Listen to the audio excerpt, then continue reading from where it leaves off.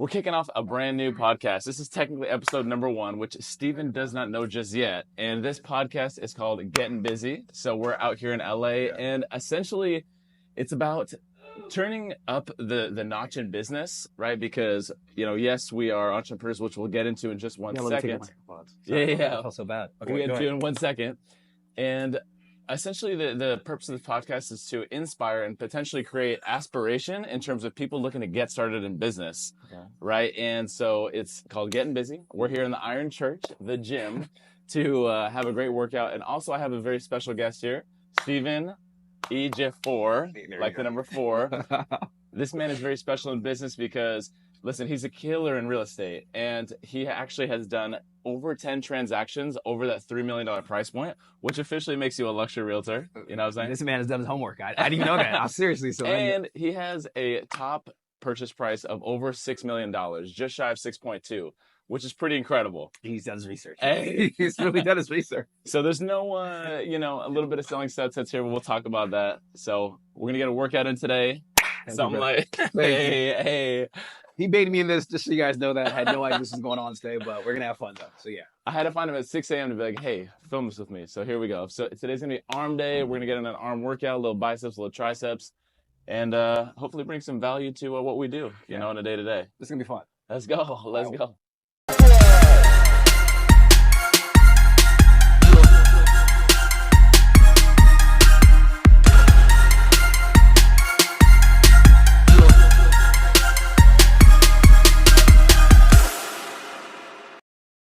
All right, so how long have you been in real estate for? Right now, I believe 10 years. 10 years? Yeah. Okay. 10-year anniversary. Really, seriously. Beautiful marriage. Hey. So you started in what, 2015? 2015, 2014, around that time. Okay. Yeah. 2, 3. There you go. Nice. What got you into real estate?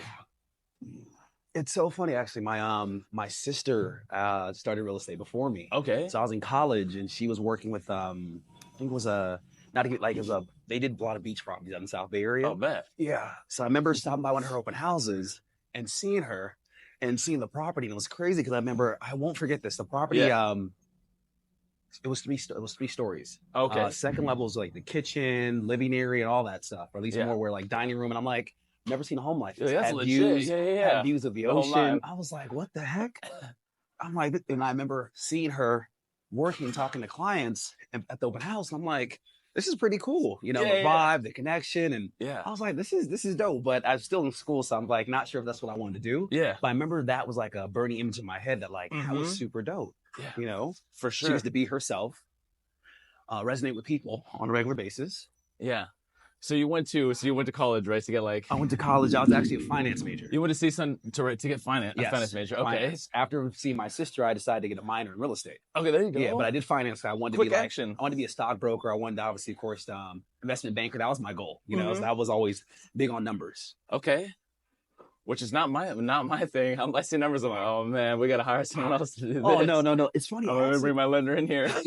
Actually, that was my thing though. Seriously, numbers at first. Before real estate, I that was really what I thought I was going to do. Yeah, that's amazing. So graduated from CSUN. I got a position I was working with AIG. Okay. I did like internal sales, like internal wholesaling. So did more variable annuities and stocks and stuff like that. Okay. So you have that game down then, huh? You invest in stocks too? I invest in stock. Well, not anymore. Well, I invest in stocks, but not actively like before. I'm not day trading like that. I just have two financial advisors. They kind of do stuff for me, but that's pretty much it. I'm coming to you then for I'm a bit of knowledge, but it's time consuming. Yeah, it's hard to do that and do real estate full time and at the highest level. So I let the professionals do what they do. Yeah. So almost like we tell our clients, like, hire a realtor, have us do what we do best. So obviously, what's crazy is like the bridge to get into the real estate game is like relatively easy, right? It's like 6 months, you can get your real estate license, all that stuff. Yeah. But obviously that's when the real work starts, and people think it's all sunshines and daisies, but I mean, realistically, look, you sold property over $3 million, $6 million. Well, it's not all selling sunsets. It's right. What is that actually like, the job? It's crazy. It's a day-to-day grind. It really is. Yeah. I mean, it's funny. I watch these shows and sometimes I'm like, sometimes I'm like, okay, they're little misleading sometimes because the way they make it seem, it's like it's so easy, like anyone can do it.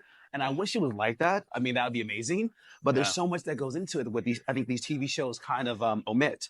But no one wants to see the ugly part of business. They only want to see what's the glitz and the glamour. And I get that. Plus, for ratings, I mean, you don't want to show all what we have to deal with.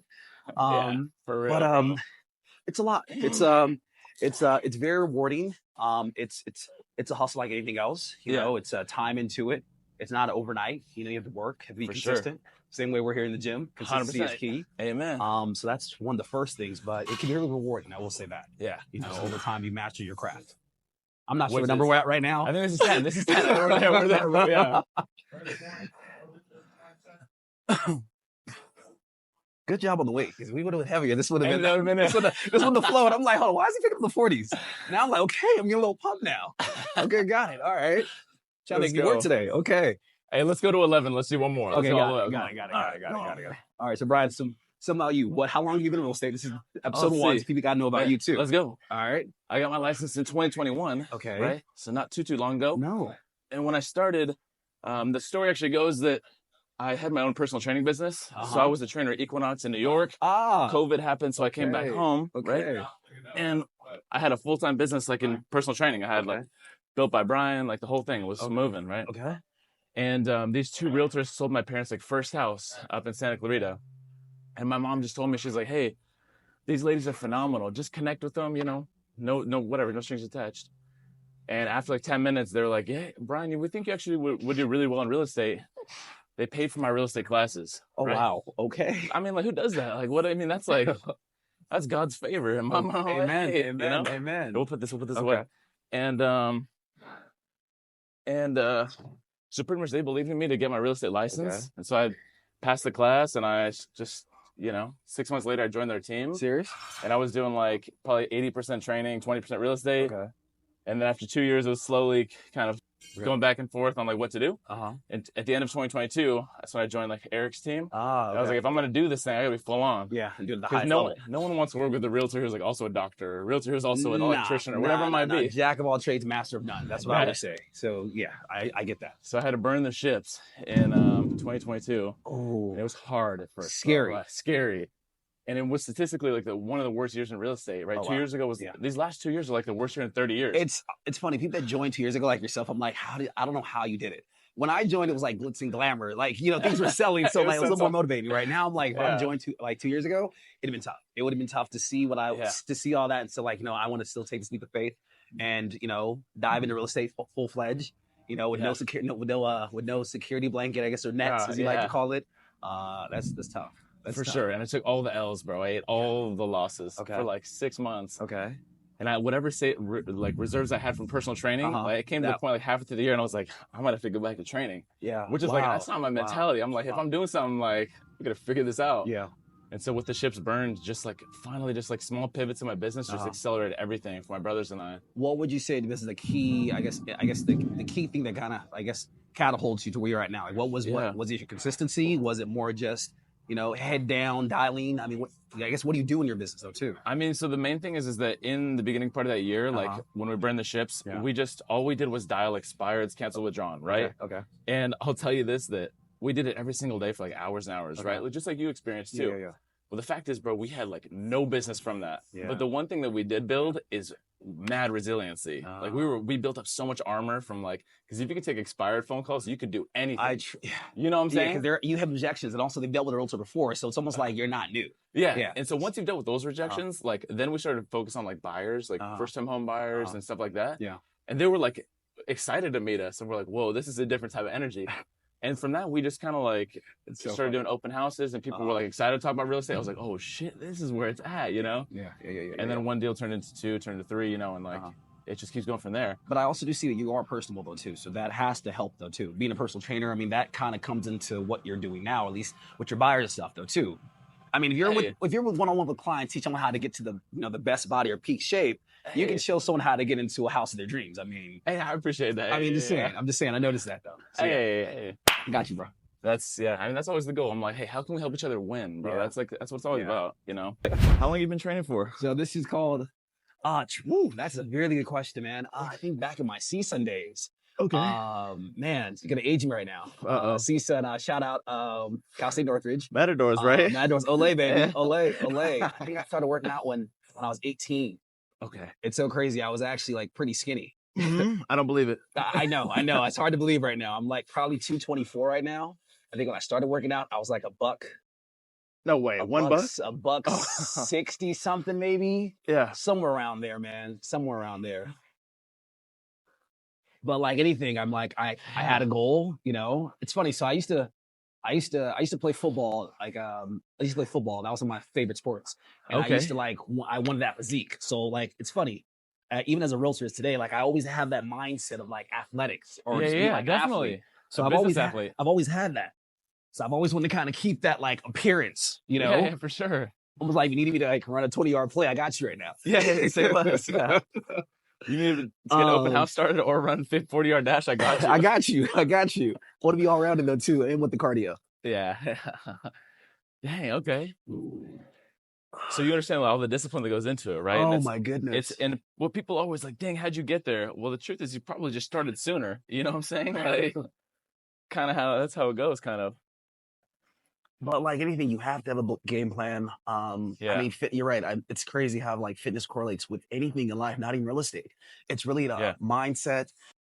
It's funny they call it a mind muscle connection for sure, which is so crazy. I remember when I heard about them, like that makes no sense at all. What are you talking about? But it's like actually like concentrating. Actually, you can almost feel like the muscle you're hitting, and you can feel it growing. For sure. But it takes concentration, and it takes a while. And I think that's almost when it comes like to business. It's full dedication, concentration, head down, and like next thing you know, months later you look up like, oh wow, look what I amassed, look what's combined through that. But it's not overnight. And I think on that same point is like it is about focus, right? And I think in the real world, especially nowadays, like there's so many distractions and just random stuff. Because think about when we're in here, like we're just like, all right, we're chopping it up, but we're also like, hey, let's get to the set. Yeah. But in the real world, there's no one to, you know what I mean? Like you have to be, if you're not pushing the momentum, it's kind of like, all right, who do I have to remove or what do I have to remove? It's crazy. I mean, that's what I'm telling you even right now. Since you're a retired trainer, I'm like, let me watch Bryan work. I'm gonna emulate your workouts. Okay. It's up to you, Adam. How much sweat on your towel? I mean, that's why I love bodybuilding, right? It's because like you said, you get to like tap into what you want to work and you get to see the results. And it's kind of it's crazy. Especially, I grew up as a chubby kid, right? And so like for me, when I learned about fitness and health and what you could do is like, with what you put in, I was like, this is the coolest thing ever. What was your motivation to get in shape or to start this journey? I mean, with fitness and then also with, of course, I heard the real estate story, but what got you into fitness? I mean, if I'm being like totally vulnerable, like I kind of, in college, I definitely was like, I was focused on the wrong things. Okay. You know what I'm saying? Like one cool thing is I helped like start a fraternity. Okay. But with that, I was kind of built on like a false image of my own self of like, hey, I'm going to try to like impress everyone. Wow. You know what I'm saying? Like I lived that way for a long while in college. And with that, I had a bunch of bad habits, whatever, just putting random stuff in my body, whatever it might be. And so then right after college, I got a cold call sales job with my best friend. He's like just like me. We're like very, very similar. And after 6 months, we kept living that same lifestyle, right? Of like, hey, it's Friday, let's go to the club, like, all of that. And which is acceptable for a college kid, for a college kid, yes. But for like a degreed guy at a school, saying in the real world, the real world's like, oh, you think you're gonna be slick with it? Like, you think this accidentally happened? And I just didn't get better during those 6 months. Well, after 6 months, pretty much both my boy and I were like, they told us like, hey, you guys should find something else to do, or we'll like legitimately fire you. Yeah, straight up. So, so at that point, I actually have like a photo in my phone of just like me looking at myself in the mirror, and I was like, that is a sad, broken ass man. Straight up, like just disappointed in myself. Wow. And my mom is like, honestly, my biggest accountability partner. You know what I'm saying? She's like my best friend. Oh, that's awesome. And so at that time, I was in Colorado. I was like, hey, I'm gonna start back over. I came back home to California, and my mom like just looked at me across the table and was like, that's a broken man. Wow. She saw me just like, 'cause I'm always joyful, you know what I'm saying? So my mom was like, all right, this is, it's not right. Well, the good news is that she had just lost like 40, 50 pounds at like group fitness. Okay. And she's like, Bryan, you got to start there. Just like go there and just be around that environment. And so from the first day, I just like from the positive energy that was there, I was like, all right, they might be paying me $17 an hour. I was like, but you can't put a price tag on this kind of energy. And honestly, I just leaned into that. Let's go here. I leaned into that, environment, energy, and then I tied that with starting to learn, just becoming like kind of a student of fitness and learning. And honestly, those two things drove me to just want to become, all right, how can I become the best possible trainer that I could become, And I learned from just people I mean, that's the thing about fitness is it's evident, right? You see someone, you're like, all right, that person is clearly doing some stuff right. It's not, there's no guesswork. And so I just learned from everyone that was better around me. And eventually I had the chance to go to New York City. Yeah. And how did that, I was going to ask you about that. You said Colorado, come back here, New York City. How did New York come about? So we had a family trip to New York City, right? We went on a cruise.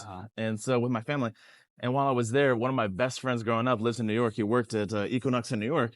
So I just grabbed dinner with him and the family one night. And he just put that seed in my head. He's like, bro, my roommate's leaving in about a month. Why don't you just come apply to Equinox out here and move out here? And I was like, wait a second. And honestly, once that idea was in my head, there was no going back. Oh, wow. The moment I came back to California, I was like, all right, I'm out.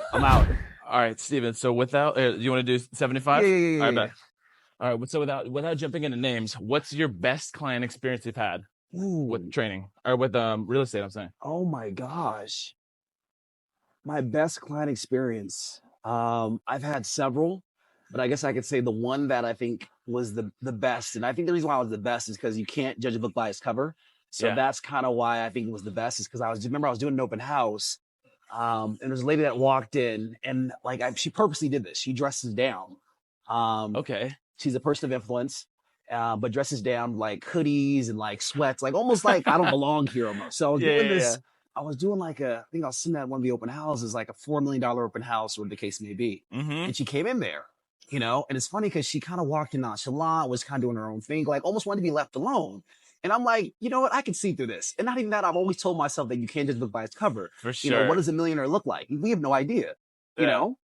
So anyway, I treat everyone the same, whether it's the janitor, whether it's the server, like everyone is sir, ma'am, excuse me. I try to be polite. Treat everyone the way I want to be treated. I've always had that. My parents instilled that inside of me. Amen. So anyway, talked to her, met her. She signed in. I told her to sign in. We talked, we chatted up, and then she left. That was it. Called her, messaged her, kind of did our follow-up, never called me back. Weeks later, I see her get another open house. Same area, same city. Yeah. And I'm like, okay, this is not a coincidence. So I asked her, I'm like, so what do you, because those homes were completely different from each other. One, they weren't the same. Yeah. So I asked her, like, what are you looking for? And it sounds like what I'm looking for, I might have that. Or at least have access to it. So then she divulged a little bit more, told me her name, and kind of gave me a little bit more what she's looking for. Didn't tell me what she does, but told me I'm looking for things like this. So I sent her a variety of homes, followed up, and she said, something like this makes sense. Yeah. So showed her a couple properties, met her husband, and we fast forward, come to find out, I'm like, you know what? You're really particular on what you want. I met her husband though too as well. Yeah. And I said, why don't you let us build your dream home? Oh, and she was like, you can do that? I'm like, yeah. Hey. Anyway, so fast forward, I found her a lot. We closed escrow. It's a big, almost 20,000 square foot, actually over 20,000 square foot lot. Wow. We're tearing down the house. We're going to build her dream home in essence. And I remember, and I think this is the defining moment. I was in a house, one of our builders, and we were going over the plans for her house. And I remember I stopped for a second. I'm like, hold up. I wish for this. I wish, it's one thing to sell a home, but to really sit down and actually design and build some their dream home, that's like another layer of just wow, at least custom, or real estate to me. So I was doing that, and I had an aha moment, I actually prayed for this or envisioned this. So that's when I guess you could say that's, and it's still going on though too. So we tore down the house, we're building the house now from the ground up. So I guess that's been my favorite transaction. One, because I had someone that, of course, did not look like the average buyer of that price point. For sure. Just by appearance, obviously, at least what they're wearing. Yeah. And yet again, not judging the book by its cover, treat her like everyone else. Come to find out, that's probably one of my favorite clients so far. Yeah. So, or at least one of my best transactions so far has been. That's beautiful. And at least what I've kind of heard and found is that, definitely people of a more higher status, if you will, is one, they don't want to be treated differently. No. You know what I'm saying? They honestly don't want to be treated like oh my God, you're here, whoever it might be. They just want to they just want help too. You know what I'm saying? They're just as lost as most other buyers. They want to be treated like human beings. Yeah. They want the same level of care. And they want to be explained stuff though too as well. And they want to be treated like human beings. They don't want to be treated like that personality. That's what they do in their personal life. I mean, or at least in their, I guess, work or career life. This is their personal life, and it's important. So this one, she's married, has kids. I mean, that's important to her though too. Yeah. So I couldn't be like, oh wow, you're this person, and like treat her some type of differently. Yeah. I treat her like I treat all my clients, and she loved that, and it resonated with her though too. Yeah, that's amazing. One thing I heard you say too is obviously like you pray for this, right? And it sounds like obviously you're a spiritual guy as well. 100%. Tell me more about that. Have you always been that way, or? Sheesh. Parents instilled that from me at a young age. So Christian, definitely a guy of faith. I went to it's funny. I actually went to a seminary school, Catholic seminary school. So at one point in time in my life, I thought I was going to be a priest. That's for another clip. Lesson buyers and sellers. Like, I got you. Dang. So I did think I was gonna be a priest, but obviously, of course, life has its I guess you could say has its way with you. So after I left seminary, I went to college and everything else like that. But I definitely thought I was gonna be a priest for at least 2 years of my life. Yeah. You got a lot of depth to you, my friend. Oh, yeah. A lot of levels. See, this is people understand. You always, one thing I noticed about you always are walking around smiling. Like, you're always joyful. I'm like, I've never caught Steven having a bad day. And I know it's hard. They come, but you can't let them define you, though. For sure. Like, I don't let little scenarios define me. It's okay to have a bad moment, a bad couple hours, a bad day, but don't let that define your week, your month, because that grows on you. So, I mean, honestly, I try to pray about a lot of stuff though too, and like control what I can control, and honestly, leave the rest to God. Like, hey, I did my best, and it's on you. So I've noticed with real estate and all aspects of life, you can only do so much. For sure. And sometimes it's like we try to control outcomes, but I think if you kind of lean on your faith, whatever faith that might be, and kind of leave it to whoever you, of course, worship, whatever you consider to be God. I think it gives you a sense of calmness, because a sense of relief. Allows you to kind of walk without having like these big burdens or these like this stress. For sure. So yeah. So I'm baptized Catholic, right? Like my grandmother's Colombian, and so I'm Colombian as well, but she's, like hardcore was Catholic, and we had the family had some levels to it too. Like my mom was a hardcore believer, my dad not so much. Like, there's a lot of turmoil, and I think there's levels, but I'm like a Christian now, practicing. And definitely like the biggest thing is it's like it protects your peace. You know what I'm saying? Is like God is a place that can like create and give you peace like nothing else in life can. You know what I'm saying? Like that, you're right. The word you said is peace. Especially with everything going on today in the world. I mean, there's so many things that divide us, and I feel like it makes us whole, and I mean, I feel like it's kind of the reason why I do what I do though too. And it gives me the faith, or at least gives me the, I guess you can say, energy to kind of move on and move forward. Because it's tough. Things happen. We have bad days. We have bad moments. I mean, but they can't define who you are as a person though too as well. Sure. So I don't let feelings get in the way of like my goals. I can feel a certain way right now, but I'm like, this isn't me. This truly isn't me. It's a scenario. I don't agree with it. Brush it off, pray over it, and kind of leave the rest to God and kind of do your thing, man. Seriously. And things happen. 100%. Let's do one more. I gotta get this pumping. So get in, let's do a drop set. So as many as you can there, and then as many as you can here. Just go for it. Okay, this is the Bryan trainer popping up right now. Got it. Okay, got it. You're up. Oh, Seems like I'll spot you. You got this. I'm not gonna lie. I thought it was you. I swear. Come on. Oh, no pressure. This is on camera, right? Or is it? No, you got it. Okay, got it. This is depending on how you do, we can cut it. Oh my goodness. All right, let's do it. Let's work, guys. Up. Let's go. And I noticed you said you started a fraternity. So it sounds like you've been a leader from a very, I guess, early age, or at least early on in life. You kind of knew that you wanted to lead, because you mentioned you have a team with your brother right now. Yeah, I mean, speak about that a little bit. I think it was never like something early on my list. It's like, I want to be a leader. That was never how it was. But like, I'm very fortunate to come from like a really, really like a good family, like a really like family that, really loves each other and all that great stuff. My father was a deputy sheriff, and he definitely experienced a lot of life. Like, he was a police officer in like Compton area, like working the graveyard shift. So like he was in the areas like as bad as it can get. So thankfully he left that outside of the household, but he instilled a lot of just kind of like traits into us, like awareness and kind of like good from bad. And then my mom is a nurse, right? So she worked with like, babies and stuff like that. So she was kind of the one that taught us like empathy and just kind of like, understanding and loving on people. That's two different dynamics. You have someone that's more of a, I wouldn't say drill sergeant, lack of a better word, but someone that follows the rules, that's by the book. And you have your mom that's just loving, caring, sympathetic, hey, sometimes selfless. Sometimes my dad knew the rules so well that he's like, this is how you go around the rules. All right. So it's like, bet. See, that's why I like, okay, God, that's my type of dad. My dad was like, you trying to be a finesser? No. But like, and then my mom was like, you got to be a good person. You know what I'm saying? So like, it was definitely, I am still very lucky to have great parents.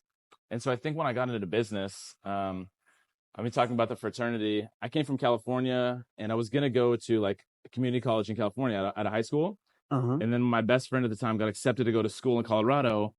And so I followed him to Colorado as well. I was like, hey, let's, because my mom was like, go have a college experience. And I was like, if you're financing it, let's go, And so I got there to Colorado Springs, actually.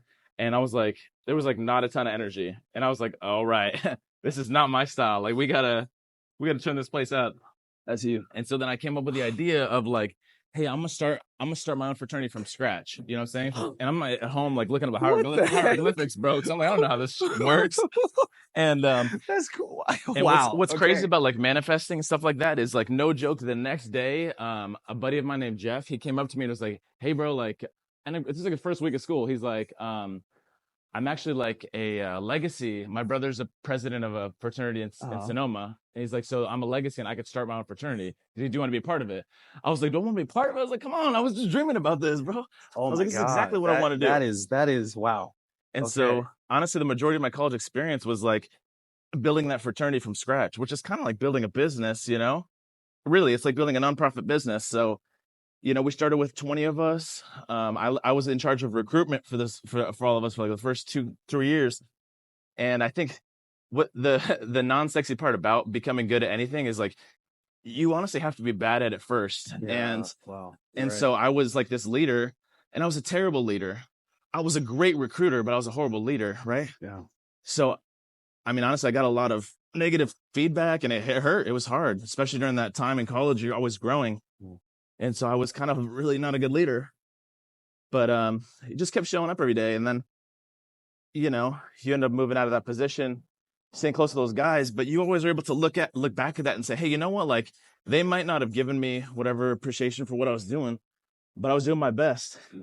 And you can kind of look back and see where the gems were at. And so when it had opportunities to be a leader in the future, I just kind of like took what I had learned, and let go of, the rest. Because honestly, brother, only God can judge you, not these kids that are still trying to figure it out, whatever it was. Yeah. And so I think that's where I first started as a leader. Well, actually, before that in high school, I helped start a lacrosse team as well. Kind of was a part of that whole thing. So sometimes God just puts me in a place where it's like, hey, we're starting something from the ground up. We want you to be a part of it. I'm like, let's go. Wow. So, but I always take it as an honor. I mean, because the fact is most things are not taught, they're caught. You know what I'm saying? Yeah. So you're just trying to do your best and you happen to inspire someone else. It's cool. And just like training, if you give someone and equip them with the ability, they get to go on and create whatever life they want. You know what I'm saying? They get to go build the family they want. They get to build the wealth they want. That's always, and then you're like, hey, I get to celebrate it with you. And that's what it's all about. It's like you're supposed to be celebrating it. It's for a moment. So the one thing I heard what you said inside of all this is that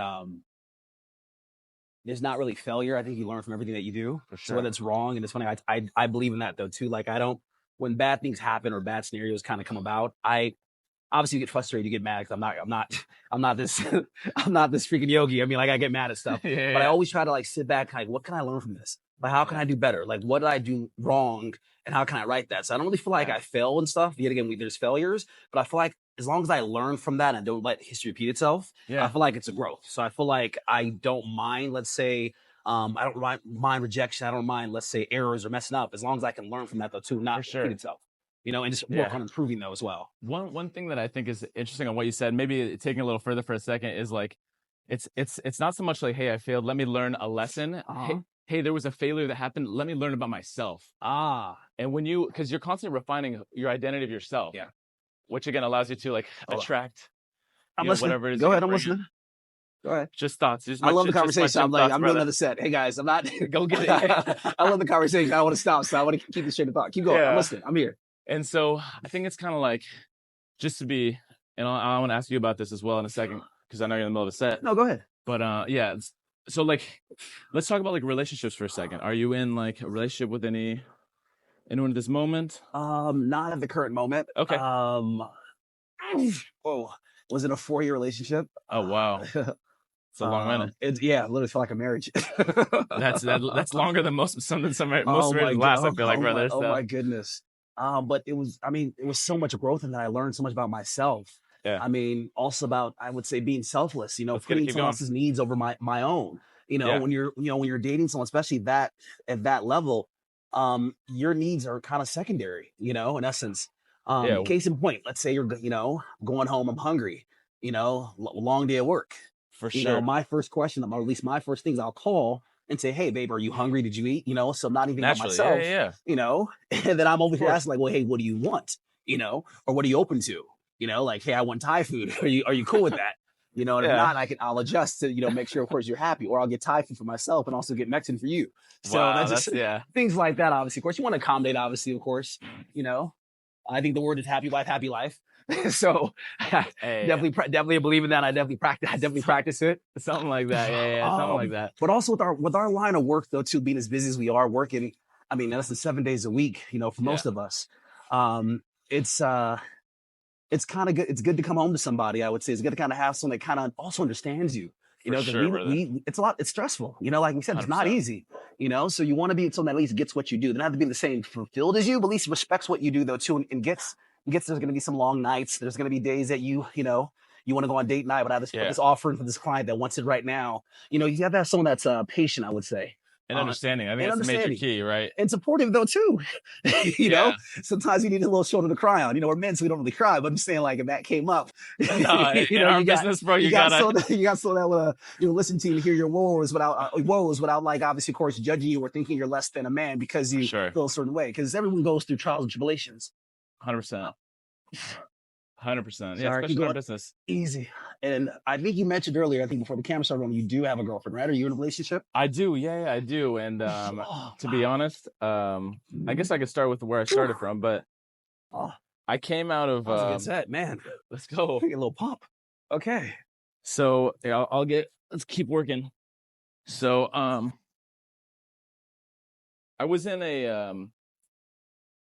had like a first love, you know what I'm saying? Like out of high school.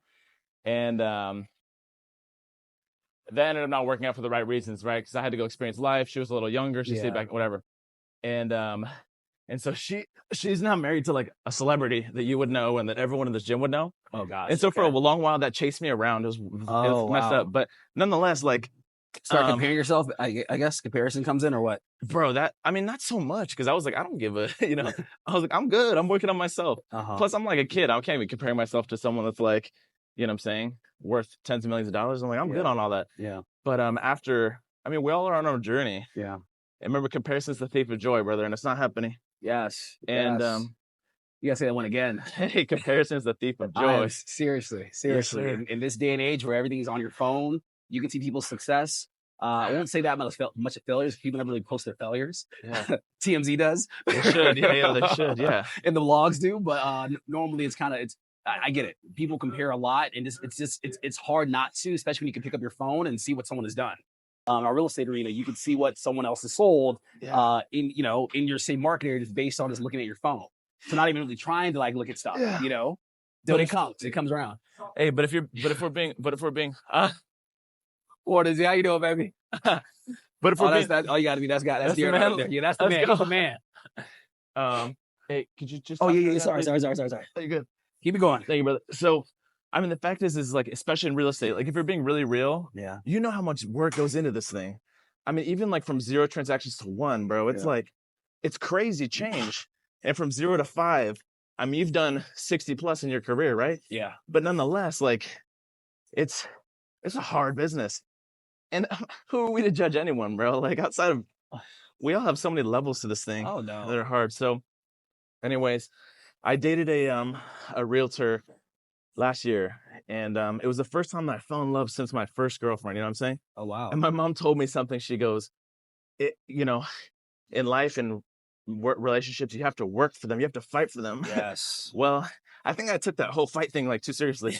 not like in a bad way, but I was like, I felt like I was sacrificing a lot of who I was in order to like make that thing work. Yeah. I was like, damn, I really feel like I'm fighting. Like, I really feel like I'm in the trenches, man. I wasn't sure what was gonna come through the door, and that's not on anyone. Like we each have our own things. Her and I both. Yeah. But the one thing that was pivotal is that one of her something that she didn't value that I did is like a family and like starting my own family. Wow. Yeah. And so when I realized that she didn't have that same like drive and aspiration for that dream, I was like, if I stay in this relationship, I'm sacrificing that dream. Yeah. And I was like, no one is worth that price tag. Like if this is a real dream of mine. I agree. So I left that relationship super, super hard. But I think one more thing is I was reading a book actually that had like, it was a religious book and God had essentially saved someone's, life in terms of like, and when I was reading these words and I was still in this relationship, I felt this overwhelming sense of peace. And I knew it was like, if I leave this relationship, I'm going to be all right. I'm fine. Even though I'm very like, I'm all in. Yeah. And so I like, just felt that deep sense of peace. I walked out of that relationship, like no joke. 2 months later, 3 months later, buying my first house. Congratulations. And thank you. And the escrow officer for that, we knew each other in passing because our companies work together. And when I went to go sign loan docs, she put a couple extra papers in there. No. And we ended up, after I signed loan docs, we went on our first date. Okay. And, they say shoot or shoot, right? Shoot or shoot. Yeah, shooters got.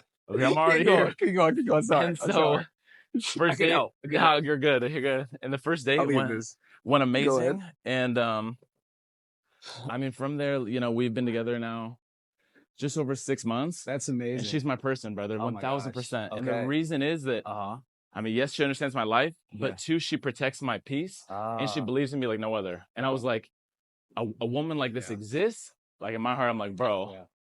So finding her, because this is crazy. And I think this is going to help a lot of people out though too as well. Were you searching or were you just doing what you do? And that's were you just at your, I guess, in your journey while you found her? I think I was more focused on healing straight up. Like I was more focused on kind of healing. I was still being like my friendly self. I was like, listen, I can talk to new people and I can talk to whoever. Okay. But I wasn't like ambitiously dating, right? Okay. One thing that's funny though is there was something about her that was like very like unassuming, right? I mean, she's stunning, but she wasn't like an overwhelming energy. Yeah. And so for me, like I actually had written on my calendar because it's such a realtor thing to do. Ask out Celine, and it was like, I had put it on that calendar like a week prior. And what's funny is I called her up, and you'll appreciate this. And so I didn't even have her phone number. I thought I had her phone number, but I had the escrow office. So I answer, and then her boss is like, "Oh, hello." I was like, "Yeah, this is Bryan." She's like, "Oh yeah, so let me tell you about what you need for the escrow," and starts like pouring all this stuff on me. I was like, "I'm actually just calling to talk to Celine." Oh my God. You know what I'm saying? And so question for you. So because I've done lots of escrows, obviously, of course. And normally I've never really met, maybe once or twice, met the escrow officer. Maybe she came to the office and maybe talking to me the product, but you don't really get to see the escrow officers. Yeah. So did you fall for her just based on her talking to you and the care that she provided in that transaction, or you saw a picture of her day one, we're like, okay, she's hot. I got to hear this. So our two companies work together. Oh, okay, got it. So she was like every escrow that came through, whatever KW would go to her. So I met her, I had conversations with her. Okay, but nothing too extreme. But I just had this feeling. I was like, I'm gonna ask her out, and you know what? I actually ended up asking her out that day, and I was like, hey, you want to go on a hike or something like that? And then she hit me with like, yeah, like we can go with a group of friends, like right after church, we can all go on a hike. I was like, that's not what I meant. Friend zone, real quick. For sure, bro. Friend zone. Sure. I respect that. I respect that. And I told her that. I was like, you know what? She just doesn't know yet. I was like, that's her loss, And then I respect that. And then 2 days later, she calls me and she's like, hey, would you like to come in for the loan docs? And I was like, absolutely, I'm coming in. She was like, this guy. So like they said, everything like consistency is key. Sounds like. Oh, for sure. Yeah, I told her. I was like, I wasn't giving up. Oh, I was like, I'm not giving up for it. Okay, I'm not giving up because I want to know who you are, and you don't know who I am just yet. So yes, I love this. Okay, keep going. And so when we went to go sign, the loan docs, I got in there a little early, and I started kind of asking just questions more about herself. And but the turning point was actually I purchased my two brothers as well, right? And so I think once she saw my brothers and I all in the same room, just being like happy-go-lucky, trying to make jokes if anything gets serious, because that's just the way we are. She was like, "Oh, this guy's not so bad." And so then he's actually genuine. Yeah, he's actually pretty funny. He's genuine, whatever it was, So after that, she gave me a shot, and it's been pretty great. I feel like every layer that goes back, I'm like, I like this girl even more. That's awesome. So, like I said, God is good. Amen. I love the story though. Seriously. So how do you like the dynamic over where you're at right now? Because obviously, dude, I've been there for like over 5 years now. I mean, I love it. It's truly like family. Yeah. And I know it's gonna sound cliche. I know it's as cliche as it sounds, but I truly believe it's like if you love what you do, it doesn't feel like work anymore. So I actually look forward to seeing my colleagues in my office. I look forward to. Yeah. It's funny. We have a lady there by the name of Helen. And she's like a mama bear. She's like, yeah, she's like a mom of a group. Yeah. And it's crazy because and it's funny because like her type of energy, I love to embody this. Obviously, we have tons of agents, tons of employees at the office, and she treats everyone. She knows everyone in their own personal different level. Yeah. And sometimes I'm like, hold up, I pour into you so much, or at least tell you my everything and all that. You have that same relationship with the other guy down the hall. Like sometimes I'm like, you're cheating on me almost. Yeah. How can your mom cheat on you? I know, but it's almost like with kids, It's almost like she's obviously, of course, a mother. Yeah. So I think she just knows how to love everyone in their own different way. Yeah, for sure. And support though too, and she just wants the best for us as well. So with her and this other colleagues that I have inside the office, it truly feels like home. And work with people that are pretty much selfless, no egos. Yeah. Because some people on my team do like a lot of deals, as you guys know, not name dropping. But they do some pretty big numbers, And one thing, despite what they do, they're still themselves every single day. Yeah. And I would say I've noticed though too, they're on an even kill. Whether it's a high month, a low month, they're always this way. They don't get overly excited. They don't get egos. They're here. And I think that's what also, helps them with success though too. For sure, Because I think people feel the ego. They feel that, and some people don't really like it. Doesn't resonate well with some people. Yeah. So I think it's that whole even kill and also being humble though too. That people, I think, they want to work with you. They want to do more. They want to do more for you. They want to give you a referral. Compared to someone that like, his breath don't stink or shit don't stink. That's lack of a better term. Excuse my French. So yeah. All right, we got to put this away before you do it. Okay, got it. So this is the challenge is 1 set to 100 push-ups. So 1 set, 100 push-ups. And so you take breaks as you need. You got to keep on 100. And hopefully we count correctly because that's like where I always mess up. You're the finance guy, I'm not. And so hopefully if the viewers are watching it, I count 1 for 1. So don't pressure that. I really don't 100 right away. I don't like how break up in the sets. That's starting to sound like excuses. I didn't sound like that. It doesn't totally. That's all. Oh, God.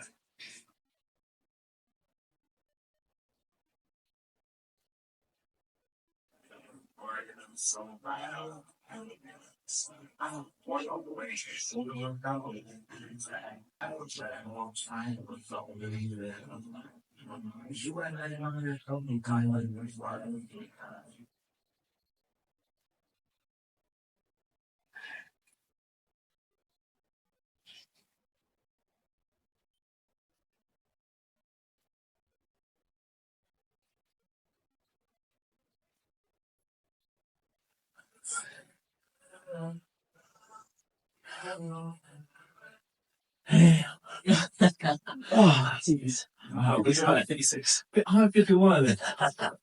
Nicely done. I should probably read more. I'll see you. You good with it? I'm not sure if you know what I'm saying. I'm not passionate.